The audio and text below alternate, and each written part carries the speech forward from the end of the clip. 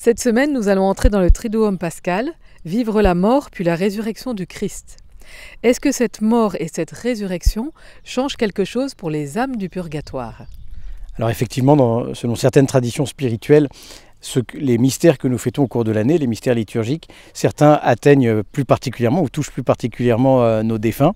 C'est le cas pour la fête de Noël, c'est le cas aussi pour la fête de la Toussaint et la prière et le jour des morts. Et c'est le cas de manière plus éminente encore pour cette semaine sainte et la fête de Pâques, qui constitue le centre de notre année liturgique, le cœur. Alors que ce soit pendant la grande prière universelle du Vendredi Saint, où nous pouvons confier nos défunts, ou le soir de la Vigile pascale, ou le dimanche de Pâques, c'est l'occasion aussi de prier particulièrement pour les âmes du purgatoire et de demander leur purification rapide, de demander leur entrée au ciel.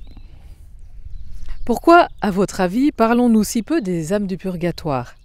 Et pourquoi est-il si important de dépoussiérer cette notion de notre foi?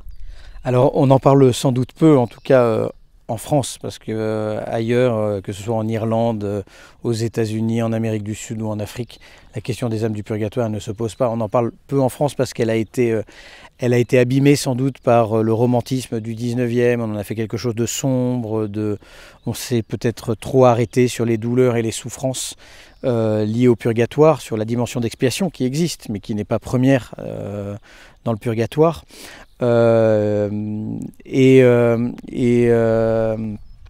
Donc sans doute que cela a abîmé la foi dans le purgatoire et entraîné un rejet. Ensuite, il y a aussi notre manière de prier pour les défunts. Souvent, quand on prie pour eux au moment des obsèques, on les met déjà au ciel, alors que finalement, on n'en sait rien. Et c'est pour ça que c'est urgent de dépoussiérer le purgatoire, de nous rappeler d'abord que c'est important, que c'est profondément humain de prier pour les défunts.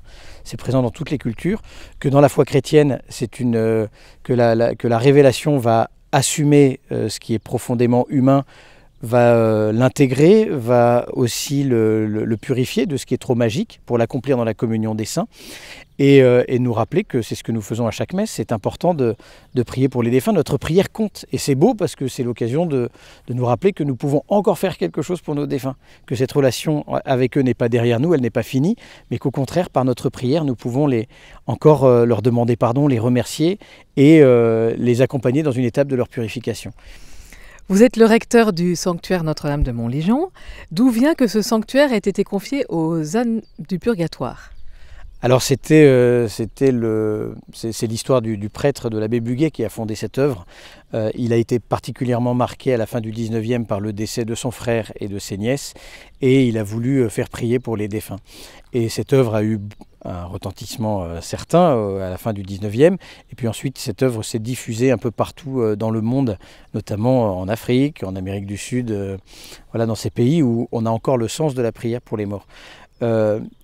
Le fait d'avoir une basilique de prière pour les âmes du purgatoire, c'est de nous rappeler que ça fait partie, c'est un élément important de notre foi, de prier pour les défunts.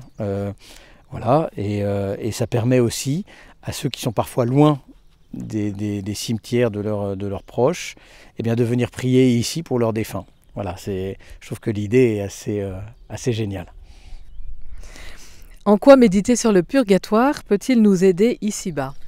Alors, un des risques que nous avions perçus avec vous, Bénédicte de Saint-Germain, avec qui nous avons écrit tous les deux ce livre, c'était de se dire que le purgatoire le risque, c'est que le purgatoire peut être une vérité très abscon, très lointaine, un peu théorique, et de se dire que en méditant sur ce qu'est la purification après la mort, on se rend compte qu'il y a des choses très concrètes.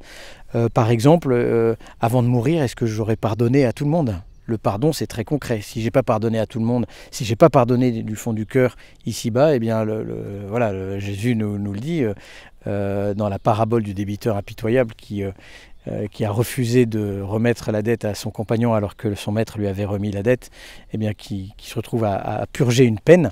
Voilà, le pardon, le fait que le purgatoire nous permet d'avoir les pieds sur terre, le fait que le purgatoire nous aide aussi à mieux aimer, enfin, toutes ces questions que nous avons abordées tous les deux dans ce livre, pour voir que finalement, le purgatoire a une dimension très existentielle, n'est pas uniquement théorique, mais peut nous rejoindre aujourd'hui, et en méditant sur le purgatoire, de découvrir des choses pour notre vie spirituelle quotidienne, concrète. Merci.